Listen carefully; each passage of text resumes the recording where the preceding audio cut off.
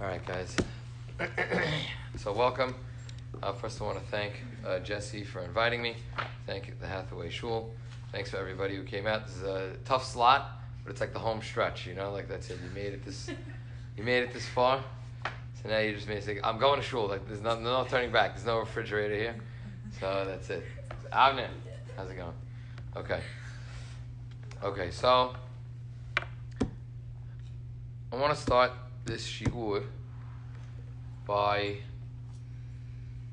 sort of connecting it to the parasha, but also trying to really bring home what the idea is of Shiva Asar B'Tammuz. Now, the classes are sponsored by Tanakh Study, and I'm going to be focusing on one of the final Pesukim in the Nevi'im, and that's in Malachi. Malachi is one of the final, is the final book in the prophets, and it has 3 perakim. The second to last pasuk talks about how Malachi is prophesizing about how HaKadosh Baruch Hu is going to send us Eliyahu Hanavi. And these are the days that we're going to see that we have to start thinking about this process, the process of Eliyahu Hanavi, and what does it mean? And we really have a couple of songs in our history, in our tradition, in our Pizmonim book that connect Eliyahu Hanavi to a very important individual. And I'm going to go into some of those sources and see if there's anything that we can learn from it. This individual is out of this week's parasha. This week's parasha is Parashat Pinehas. We already read it on Saturday, which was Saturday afternoon. We read it, and that's the actual date of Shiva Asar B'Tammuz. And if you look at the end of Masechet Megillah, Ezra Sofer, he laid out all of the different parashiyot that they should fall out at a specific time. We know that Devarim is going to coincide with Tisha B'Av, and there are many different examples, B'Midbar, Shavuot. We have a lot of different examples of this. So there's no coincidence when a parasha is falling out at a certain time. And the main idea of Shiva Asar B'Tammuz, I think, is encapsulated in Pinehas. So I want to talk first of all about that connection, the connection that we're going to have from Pinehas to Eliyahu Hanavi. Where do we see it? Is there something to learn from it? Where can we go from here? And how is it not only going to enhance our fast, but how is it going to enhance our 3 weeks? When now we're here, we're sitting at the beginning of the 3 weeks. How is it going to enhance that? So, first thing I want to do is read the first 3 pesukim of Parashat Pinehas. By the Ber Adonai Moshe Lemor, Hashem spoke to Moshe saying, Pinehas ben Elazar ben Aharon HaKohen heshiv et hamati me'al bnei Yisrael bekanot kinati b'tocham. He says, no, Pinehas, in the previous parasha, in Balak, we're going to go over the event, he turned away the wrath of HaKadosh Baruch Hu. And we're going to talk about what that means, how he turned away the wrath, what did he do to turn away the wrath, what's going on, what's the real aspect. And and because of him, I did not elect to destroy the children of Israel. And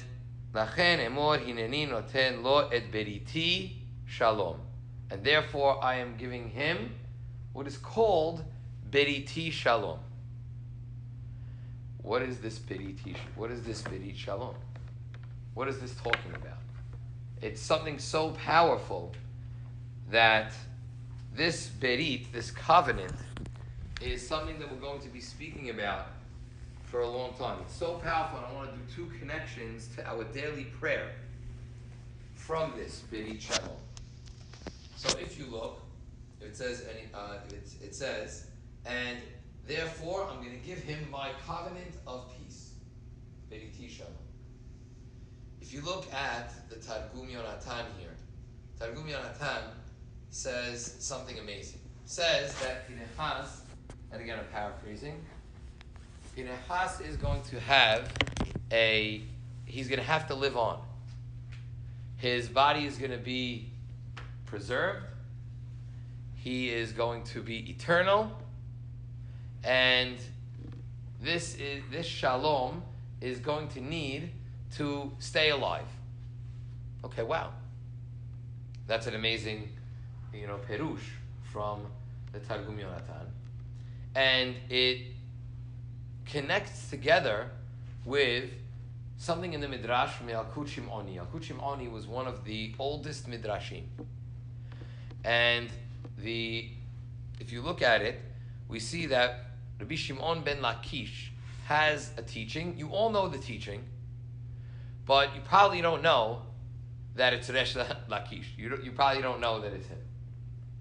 And, to have such a powerful person, an Amorah, come and say this, it's a little different, right? Meaning if you look at it and you see, oh wow, it's from the Zohar, it's from the Kabbalah, we look at it, a little bit differently.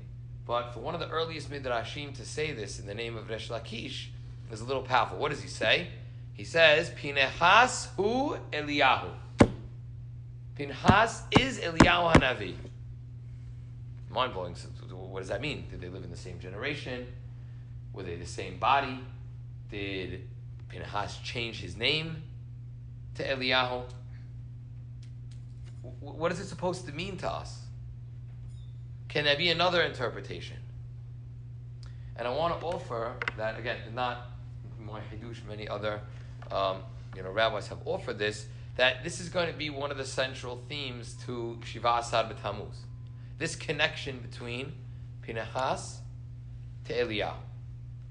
So if anybody's taking notes, or just again, we're going to have to usually always, anybody who gives a shiur, you always have to try to summarize at different points. We're going to summarize a little more often, because without nutrients, the brain is a little slow, right? Mine included. So what we're trying to say is, we have Shiva Asar B'Tammuz. Shiva Asar B'Tammuz coincides traditionally with Parashat Pinchas. Is there a message? That's the question. So far, we started to peel it off a little bit. We see Targum Yonatan speaking about Biriti Shalom, those words that we're going to need Pinchas to attain this Birit Shalom. How so much so that he is going to be an eternal character. Step 3, we saw in the Yalkut Shimoni, the Midrash, based in the name of Resh Lakish, that Pinchas is connected to Eliyahu Hanavi. So much so that it says Pinchas hu Eliyahu. So we're going to see what we're going to try to do with that. And I'm sure people in the audience can be thinking about some ideas with that.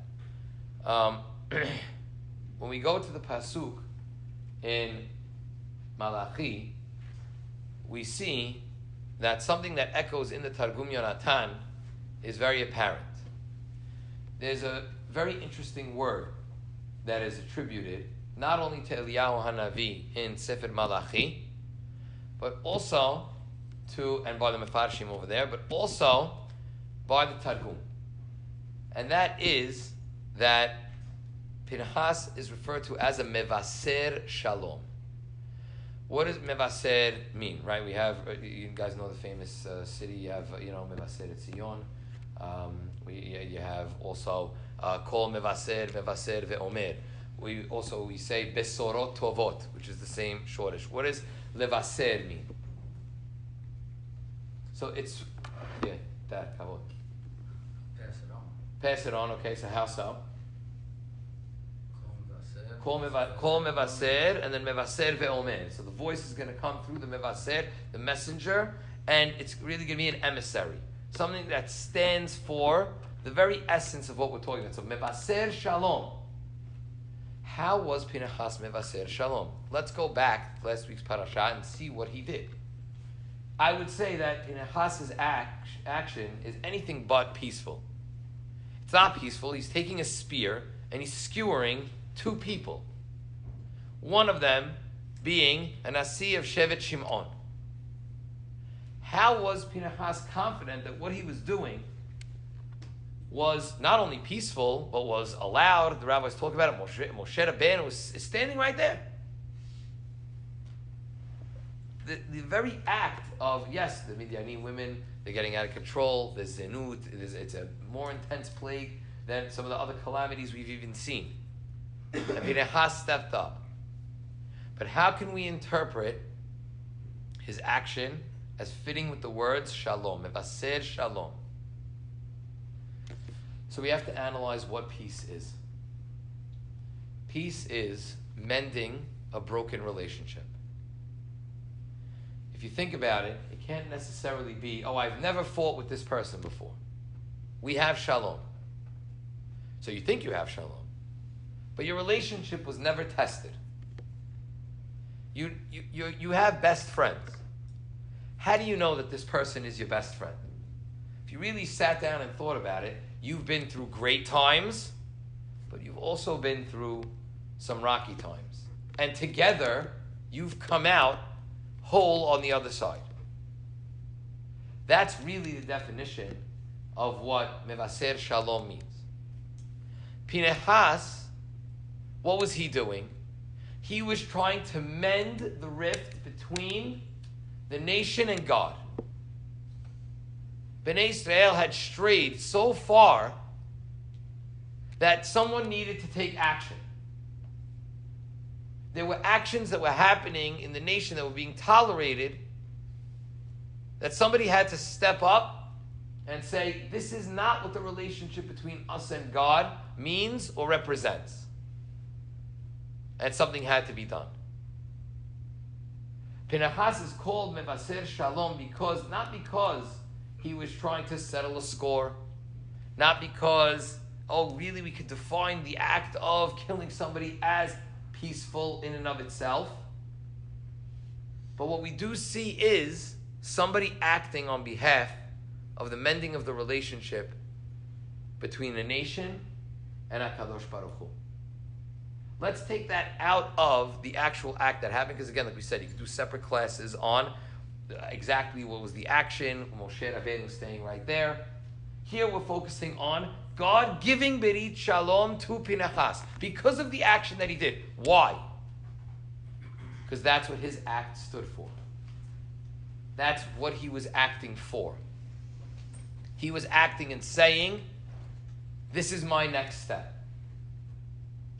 This is what I have to do. I have to mend the relationship between God and the nation. So let's leave that on the side for a second.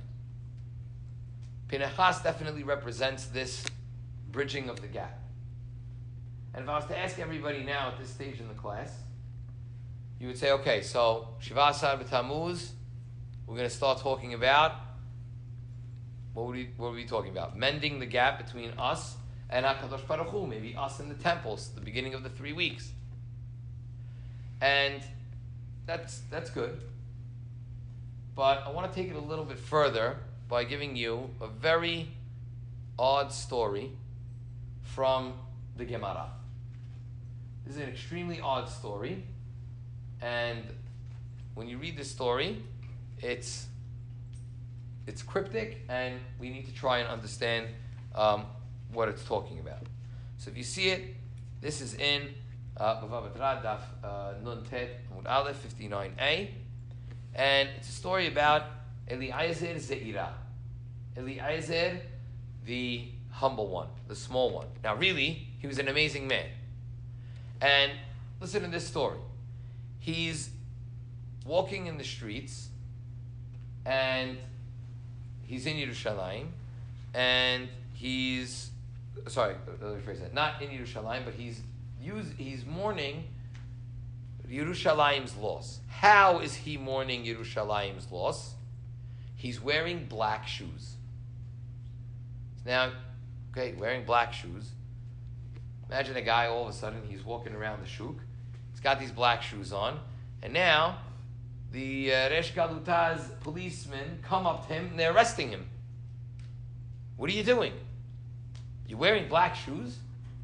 How dare you wear black shoes? And as I'm even saying it, sounds funny. He's like, well, what's the big deal? Why can't I wear black shoes? Is there a problem? So they say, yeah. What's the reason why you're wearing them? Well, I'm mourning Yerushalayim. I'm mourning the loss of our holy city. So then the policemen say, who are you to be on the level of a person that's able to mourn Yerushalayim? It's almost impossible for any of us to do it.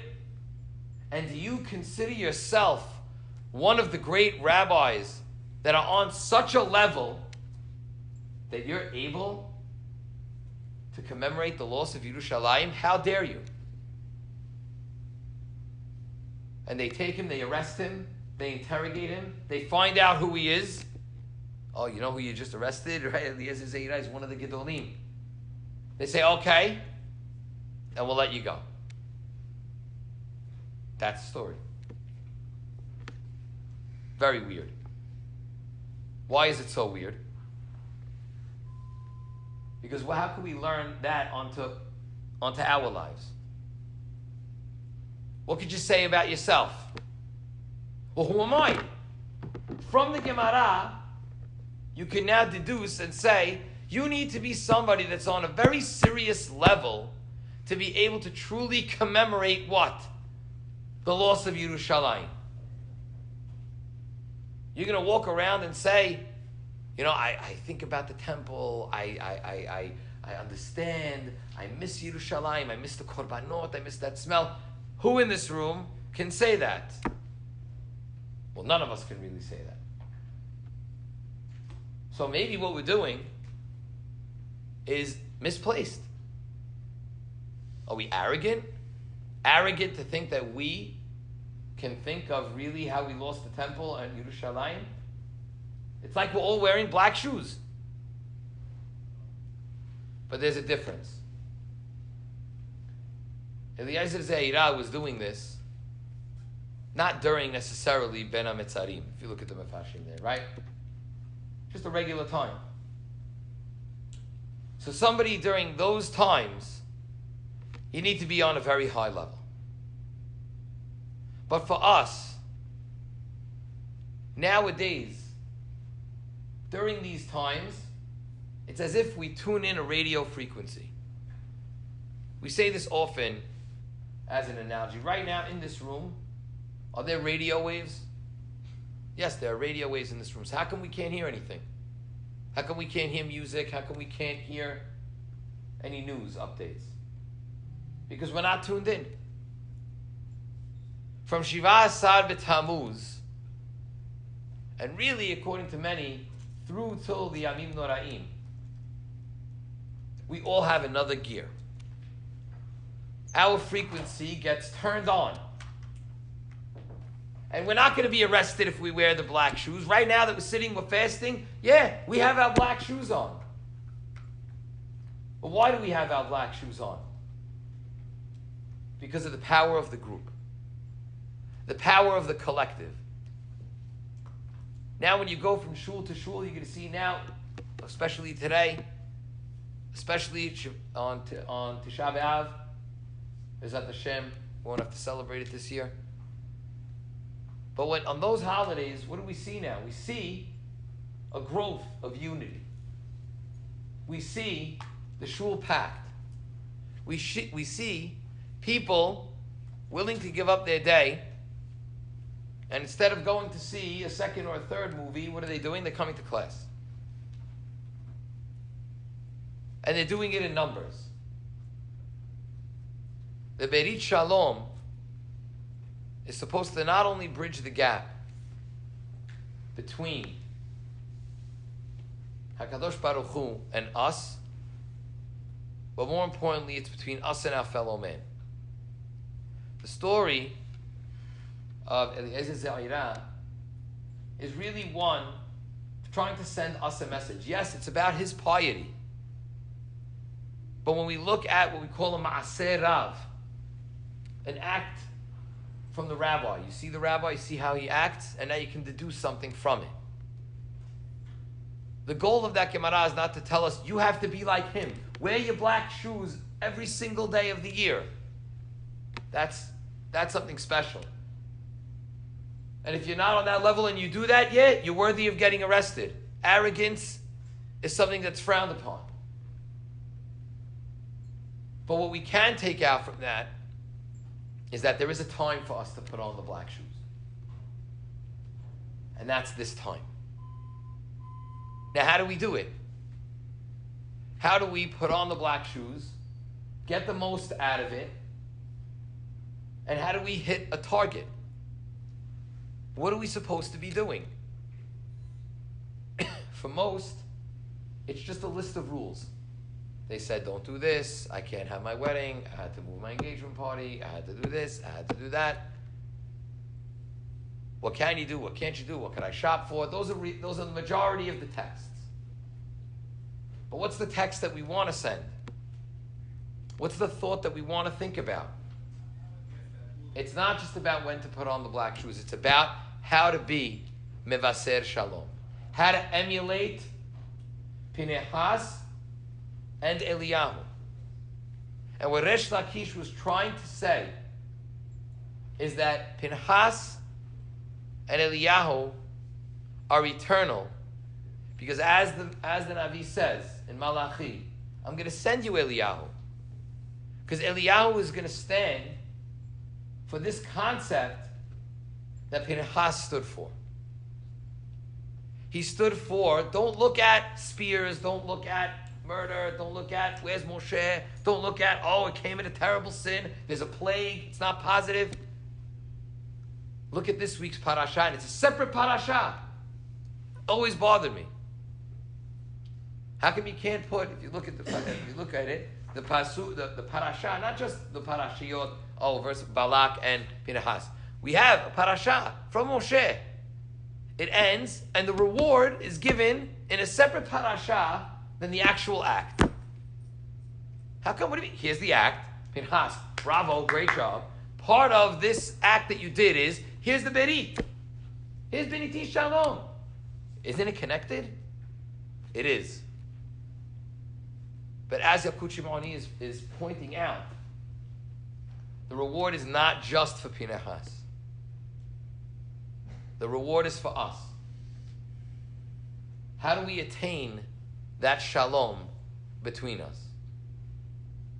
And that's really what's held us back. If you think about where we need to go as a nation, where we need to go as a community, where maybe people need to go as a household, talking about everybody included, myself included. Where is the shalom? How do we sign off? And these are the 2 points I want to bring home in the Amidah. If anything from this class to just enhance on these words, how do we sign off from our Amidah each and every day? Oseh shalom bimromav. Hu ya'aseh shalom alenu. You guys can finish it, no? Okay, fine, don't worry, I won't test you. Just trying to test, see if you guys are still awake. Right? So, you see that it's about shalom. Why? That's the number one thing. Have a Torah, have a mitzvot, have a Shema Yisrael. Because all the berachot, everything you hoped for in the Amidah, everything that you want to try to work on yourself to be, I want to be better, I want to be more patient, I want to be placed with the Sadiqim, I want to hope for the Geulah. It doesn't mean anything unless it's in the context of Shalom. And if you look at the Amidah, that's point number one as it connects to the Amidah. So when you sign off and you're saying goodbye to HaKadosh Baruch Hu in that intimate, to the Shekhinah being right in front of your face for that special time during the day, that last line is supposed to say, okay, everything that I just said needs to be in the lens of peace. That doesn't mean that you're going to be perfect. That doesn't mean you're never going to have an argument with anybody. That doesn't mean that you're not going to have rocky times with people, with institutions, with community. But what's the hope? The hope is going to be that you're able to mend the rift. That you're able to close the gap. That you can take the two pieces after the rip and be able to mend them together. That's what Oseh Shalom is all about. That's what Pinchas's action was for. What Eliyahu Hanavi is going to do as that emissary at the end of the days, that's what the focus is going to be on. Where's the peace? Where's the getting along? Where's the being together? And what I think it takes is enhanced kavanah. And one of the ways that we had kavanah was with the temple. When we're mourning about the Beit HaMikdash, we have to be very careful. We're not just mourning the bricks, the stones, the mortar, the gold, the silver, the korbanot.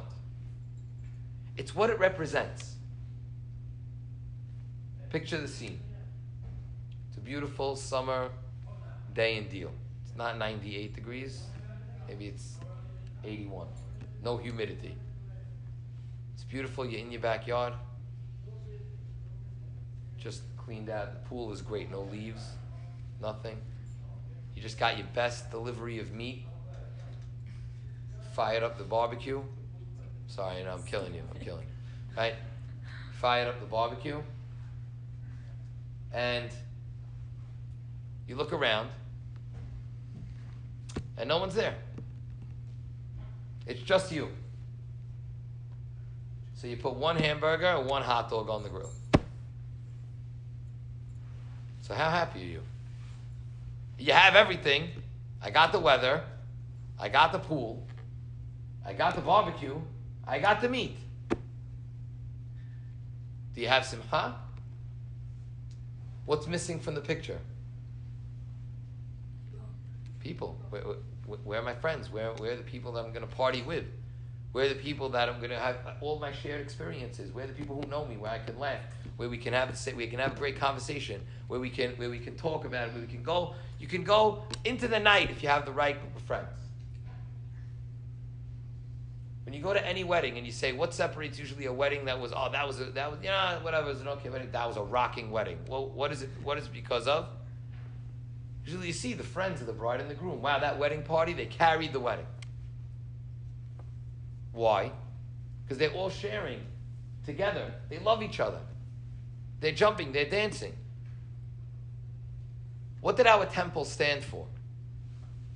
It stood for unity. Every day there was action at the temple. The Shalosh Regalim, everybody had to go there. Anybody who's anybody is going. And it was us being together. It was a sense that we had a place to unite. That's why, if you look in again, another Tanakh study plug. Through the times of the Tanakh, what's one of the biggest struggles? Bamot. Right, what are bamot? Little private altars that a person can have in their backyard. Hassle to go to shul, Rabbi. She's going to do a house minyan. I'm on camera. I'm not calling house minyanim bamot. But what we're trying to say is that if a person has, right, one of these bamot, what was he trying to say? I don't want to be a part of the group. I don't want to go. I'm good here. Now, we have ebbs and flows all throughout Jewish history. The bamot were allowed, then they were not allowed, back and forth. What's the point? The point is that you have to be united together in your worship. And that's what the temple symbolized. If you look in the Amidah, it seems to be that there's two berachot back to back that almost say the same thing. You have Shema Kolenu, and then you have right after that Retzeh going into Modim. Right? Shema Kolenu, listen to Hazrat, Retzeh, Hashem, want my tefillot. What does that mean? What do you mean you have two different times of Shema Kolenu? So wait, Shema Kolenu, Hashem, listen to me. Retzeh, let it be Ratzui in front of you. I just said that. No, Shema Kolenu is right here and now. What's the Retzeh? With the temple. With the temple over there. There's such a difference between Shema Kolenu here, when I'm an individual, and Retzeh, when I have the temple. Because yes, God is with us wherever we are. A Jew alone in a hole somewhere, he still has HaKadosh Baruch Hu with him. And Retzeh is trying to tell us, yeah, but you know what? Retzeh HaKadosh Baruch Hu. If it's going to be in the place, right? Mahazir Shechinato L'Sion. That's where it's really going to be powerful. That's when we're really going to share this. We're going to be united. That's when Beriti Shalom is going to come. That's why Resh Lakish is saying Pinehas hu Eliyahu. Eliyahu is carrying the same vision that Pinehas had. Is the only way I'm going to send at the end of Malachi. I'm sending you Eliyahu. What am I really sending you? I'm sending you peace. I'm sending you shalom. And that shalom needs to be interpreted and understood as I'm going to mend the rift that's between you. Now, how do we do that? Many classes we can give on how do we do that. We could start small, start very simply. Respecting other people, listening to other people, trying to go out of your way to give kav zechut. Many different ways. But you know where it starts from? It starts from meditating on shalom. From understanding that peace is important. You know, I can remember a time where maybe it was like 10 years ago. I don't know how many people actually had a salad for lunch. Now, if you don't have a salad for lunch, they're looking at you like, wow, you're killing yourself, arteries. I don't know, did you get any of the news? Hazit this guy. Maybe we should sponsor him, get him a salad. I don't know, the dressing, where'd you go? You like this salad, that salad, how many calories is this salad? All right, now it became commonplace to say, you know what, that's it. Lunch, what do? We have a salad. Because everybody's thinking about health. We're watching, we're being mindful of it. Health is positive, right? Right? We said health is great, and that's something that we need to do. But we're thinking about it. Why is it on? Because it's on our mind. When you start to think about something and you put it as something that's a priority, then you start to come up with creative ideas. Now everyone has like, oh, this is my own salad dressing. See, I bought it like this. I got it on Uber Eats. See, I don't even have to bring my salad. I have to get it from yesterday with the brown lettuce. It's gonna be good today, fresh. I got a plan. Why do you have a plan? Because you're thinking about it from the day before. What's gonna be my lunch tomorrow? Because it's important to you. So if you start thinking about shalom and you put it in your kavanah, that's really the greatest step that we could already start with.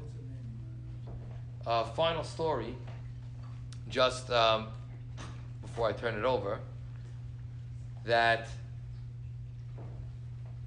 we look at one of the greatest stories about being answering tefillah, and that's Honi Ma'agel. He was a very righteous man, and he performed many miracles for Israel. And the story in the Gemara talks about how he got his name. Honi HaMa'agel. What does Ma'agel mean? Ma'agel in the circle. What was the story about? Bnei Israel, there's a drought, 3 months. They need an answer. They need somebody to finally pray and get the rain. Now, what happens? Right? Honi comes, he sees he's not getting answered. He's like, look, I got to ramp it up. What do I have to ramp up? I'm drawing a circle. I'm standing in the circle, and I'm not moving Hakadosh Baruch Hu until the rain comes. What ends up happening? You guys know the story, right? The rain comes. By fortune, the rain came. Right? Good. So let me ask you a question. In that story, so why'd the rain come? Because you drew a circle? How do you understand that story? He was a great... He was a man that was so connected. He needed a circle to be able to get the rain. Focus. How do you understand? Excellent. Say it loud, Dad. Focus on HaKadosh. To focus. The circle was made because Honi realized, he said, you know what's happening? I'm not concentrating. I need to challenge myself. I need to say, I'm not leaving until this happens. So let's go, Honi, do it. If any of you guys have ever been in the gym, one of the things, let's say you're trying to hit a mark, let's say a plank. How many of you guys have done planks here? Raise your hand. Not now. I'm not going to ask you to do a plank now. You don't have any food. If anybody, you done a plank? Raise your hand if you've done a plank. Okay. It's tough, right? So the way to, for sure, never hit your goal with the plank is to have the timer in front of you. The second you have the timer in front of you, it's all in your mind. Your body says, okay, I only need 1 more second. And then, it hits 1 minute, bam. There was the great quote from Muhammad Ali. They once asked Muhammad Ali, they said, how many sit-ups can you do? What was Muhammad Ali's answer? Do you know? He says, I don't know. I said, what do you mean you don't know? He says, because I only start counting when it starts to hurt. So he never knew. It doesn't start from the beginning, because that doesn't matter. So you want to do your maximum plank? You say, that's it. I'm just going. You tell me what it registers later. I don't have to look. Because now you're locked in, you're focused. And that's exactly what Choni was trying to say. When you're focused and you have that kavanah, then you're able to do anything. You're able to accomplish anything. So hopefully, Be'ezrat Hashem, the one message we can take at the start of the 3 weeks is, and summarizing it, is, there's a reason why Pinchas is our parasha for the beginning of the 3 weeks. He carries with him the concept of Beriti Shalom. And it's a concept that we have. Eliyahu stood for the same thing. And at every single Brit Milah, we have Eliyahu there. We have the Kiseh to represent and say, what's our biggest beracha that we want this boy to carry into the world? That's Shalom. Every sign-off from the Amidah, Shalom. And if there's one thing that we can do to try and hasten the bringing of Mashiach, it's to integrate that Shalom into each aspect of our lives. Thank you.